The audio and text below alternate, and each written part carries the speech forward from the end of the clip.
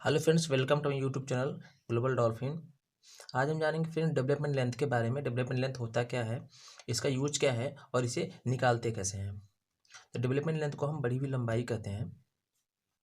ये आप देख सकते हैं, यहाँ पे मैंने एक फिगर बनाया हुआ है। ये हमारा बीम है और ये कॉलम है, और बीच में हमारा जो जॉइंट जहाँ पे आ रहा है कॉलम और बीम का, एक सेक्शन निकल के आ रहा है। तो फ्रेंड, जब भी हम किसी स्लैब या बीम का कास्टिंग करते हैं तो उसमें जो हम बीवेश निकालते हैं, सरिया की जो बढ़ी हुई लंबाई होती है, उसी को हम डेवलपमेंट लेंथ कहते हैं। जैसे आप यहाँ पे देख सकते हैं, ये जो हमारा बीच में क्या है, ये स्टील है, सरिया है, ये स्टील है।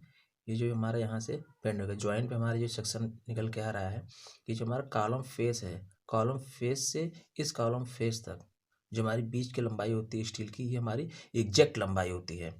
लेकिन इसके बाद, इस एग्जैक्ट के बाद कहने का मतलब कॉलम फेस के बाद जो अंदर की जो लंबाई बढ़ेगी, इसी को हम क्या कहते हैं, एलडी कहते हैं, डेवलपमेंट लेंथ कहते हैं। हमको इसी को निकालना है कि हमारा डेवलपमेंट लेंथ कितना आएगा। फ्रेंड्स, जब भी हम डेवलपमेंट लेंथ निकालते हैं तो इसमें हम ये ध्यान रखते हैं कि हम इसमें कौन सा बार यूज़ कर रहे हैं। बार हमारा दो प्रकार का होता है, एक हमारा प्लेन बार होता है और दूसरा हमारा क्या होता है, डिफॉर्मेट बार होता है।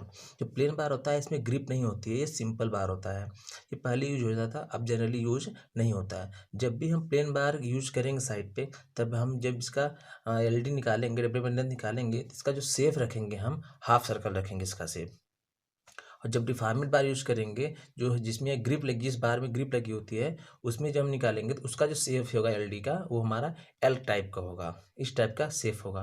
और इसमें हम फ्रेंड, हमको ये पता होना चाहिए कि हम कंक्रीट कौन से ग्रेड यूज कर रहे हैं, ग्रेड ऑफ कंक्रीट क्या यूज कर रहे हैं साइड पे। फ्रेंड्स, इसके बाद जो है चलते हैं हम अब इसे निकालते कैसे, निकाले का फार्मूला क्या है। ये फार्मूला निकालने का है, L D equal to 5 sigma S/4 tau B D. Friend, इस फार्मूले से हम निकालेंगे डेवलपमेंट लेंथ। ये डेवलपमेंट लेंथ निकालने का फार्मूला है, जहाँ पे हमारा 5 डायमीटर ऑफ बार्स है कि कितने डाया का हम सरिया स्टील या यूज़ कर रहे हैं, और sigma S/2 consider of load, मतलब हमारा जो सरिया हम साइड पे जो यूज़ कर रहे हैं वो कितना लोड कंसिडर करेगा। ये आपको कैसे पता चलेगा, ये आप जब भी साइड पे कोई स्टील यूज़ करेंगे तो उस पर आप देखेंगे, इस पर लिखा होता है TMT FE 500D या 500/5D, कितना लिखा होता है। इसका मतलब ये होता है कि जो हम स्टील यूज़ कर रहे हैं उसकी कैपेसिटी, उसकी 500 जो होता है, ये होता है हमारा क्रेक पॉइंट। कहने का मतलब इससे ज़्यादा अगर हम सर्कल देंगे तो इसमें क्या हो जाएगा, ये लोड देंगे तो इसमें क्या हो जाएगा, ये इसमें क्रेक आ जाएगा। इतना लोड कंसीडर कर सकती है ये स्टील। आगे आ जाते हैं tau B D. Tau B D का मतलब होता है design bond stress. Tau B D हमको निकालना, मेन हमारा टाउ बी डी ही है। टाउ बी डी हमको निकालना है, क्योंकि बाकी चीज़ें हमको साइड पे मिल जाएंगी। अब हम देखते हैं टाउ बी डी की कैसे जो है कैसे निकालते हैं। फ्रेंड्स, इसमें हमें एक चीज़ और क्या याद रखना है, इसमें हमारा कंडीशन दो होता है। पहला कंडीशन क्या होता है, टेंशन मतलब तनाव, और दूसरा कंडीशन क्या होता है, कंप्रेशन।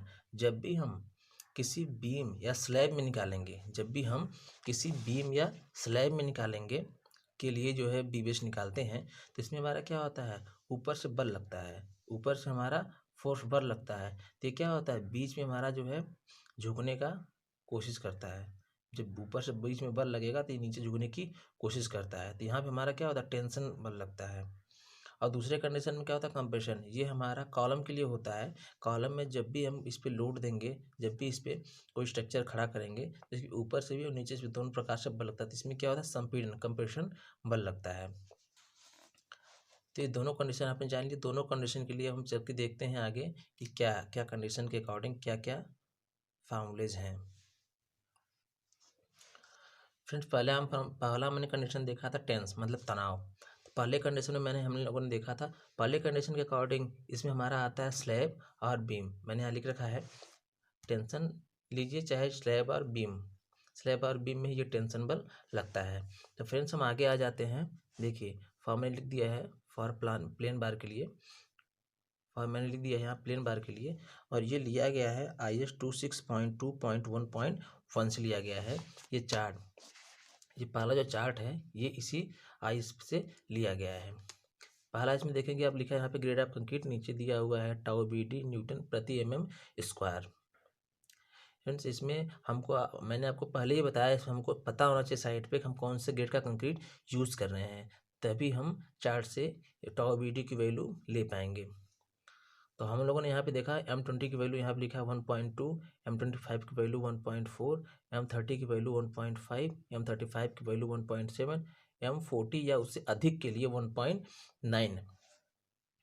फ्रेंड्स आप ये ध्यान रखिएगा, ये हम टेंशन में निकाल रहे हैं और ये प्लेन बार के लिए निकाल रहे हैं जिस बार में ग्रिप नहीं होती। ठीक है, समझ में आ गया। अब देखिए फ्रेंड्स, ये इसके नीचे वाला जो चार्ट है, ये देखिए फॉर डिफॉर्मेड बार के लिए होता है जिस बार में ग्रिप होती, जो आजकल हम बार साइड पे यूज करते हैं जिसमें ग्रिप लगी होती है। दूसरा वाला चार्ट देखिए फ्रेंड, इसमें डिफॉर्मेड बार, ये भी उसी आई से लिया गया है। इसमें हम इस चार्ट से हम उस बार के लिए निकालते हैं जिस बार में ग्रिप लगी होती है, जो हम आजकल साइड पे यूज करते हैं जनरली। इसमें आप देख सकते हैं इसका जो फार्मूला है, ये आया कहाँ से, ये चार्ट आया कहाँ से, पहले तो आपको सबसे पहले ये फर्स्ट वाला चार्ट ही याद करना है। इसके बाद जो है इसी से ये चार्ट निकल आता है। जो ये वैल्यू थी फ्रेंड्स, ये जो वैल्यू थी, इसी वैल्यू में हमने क्या किया, ये हमारा जो प्लेन बार है, ये हमारा प्लेन बार था, प्लेन बार में प्लस प्लेन बार का 60% मैंने निकाल दिया। तो क्या आ गया हमारा, ये वैल्यू आ गई।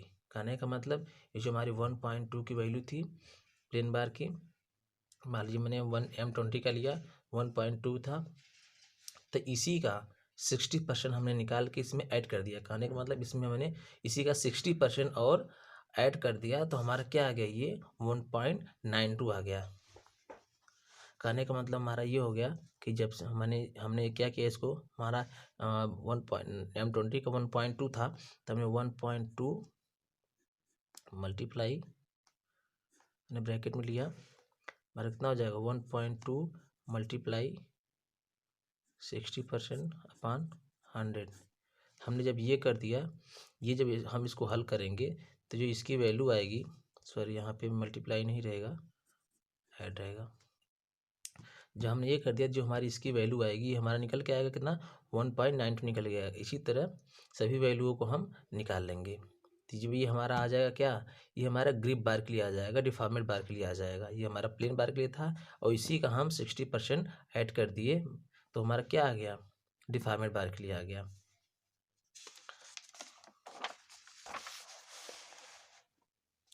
फ्रेंड्स, पहले कंडीशन के बाद हम आ गए हैं सेकंड कंडीशन में। सेकंड कंडीशन में क्या होता है, कंप्रेशन होता है, मतलब संपीड़न होता है। ये भी उसी आईएस से लिया गया है, आपको IS 26.2.1.1 में मिल जाएगा।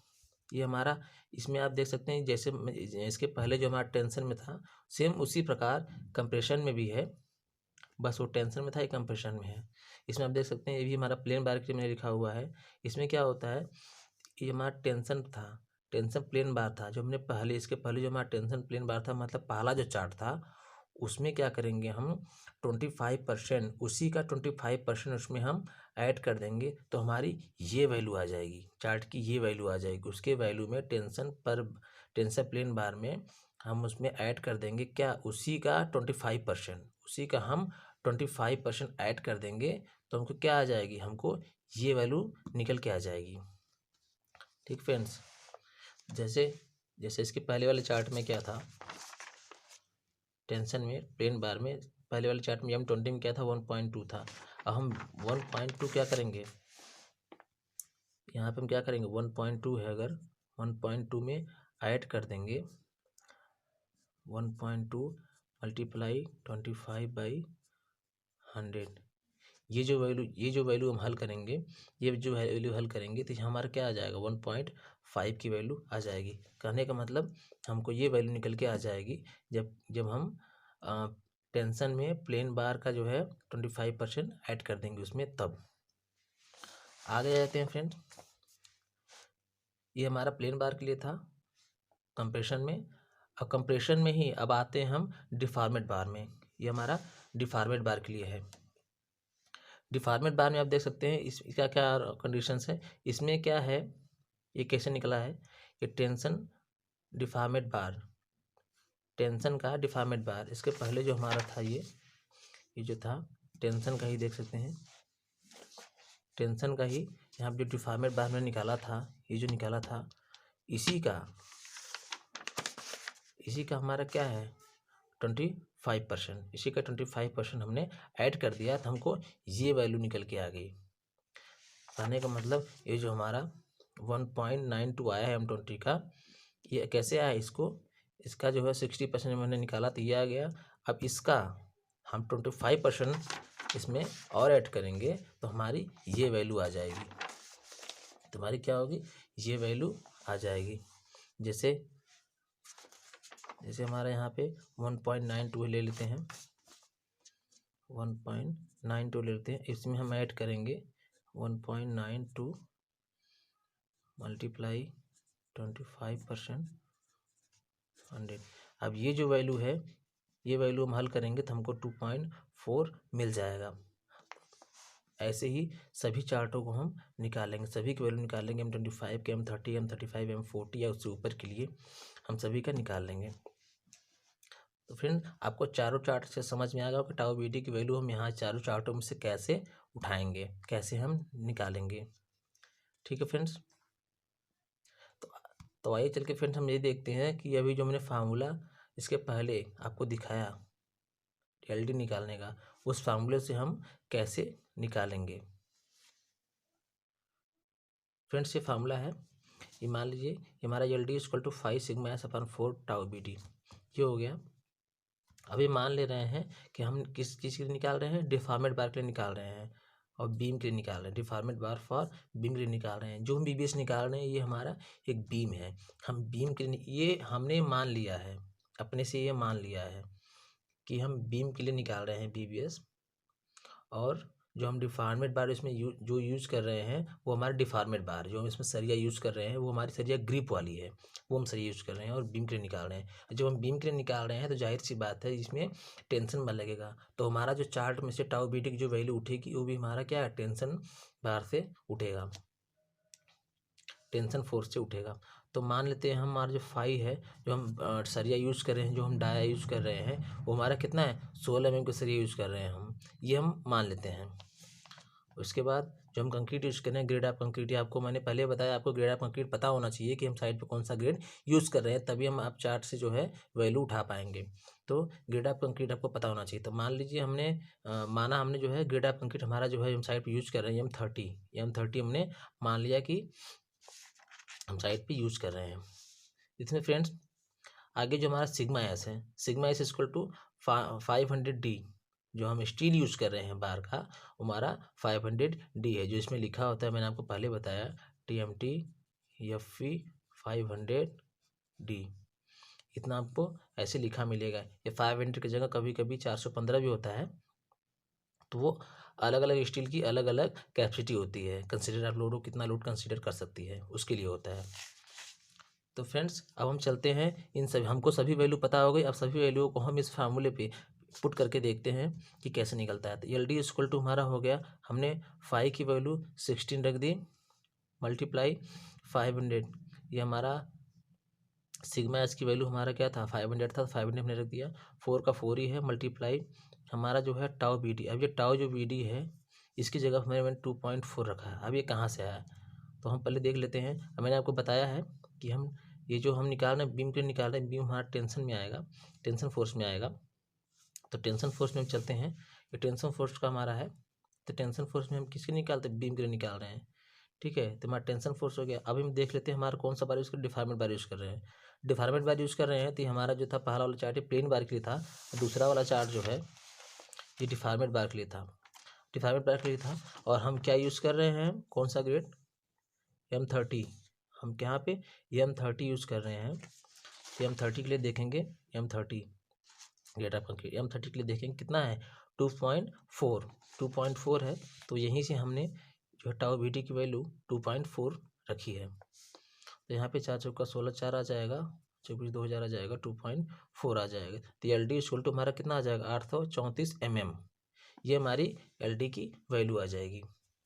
एल डी होता है जनरली 15D ले सकते हैं हम, 15D ले सकते हैं जनरली। 15D से कहने का मतलब इससे नीचे होना ही नहीं चाहिए। अगर किसी की वैल्यू 15D से नीचे आती है, किसी एलडी की वैल्यू 15D से नीचे आती है, फिर भी हम उसमें 50 ही लेंगे, कम से कम 50 हमको लेना ही है। ठीक फ्रेंड्स,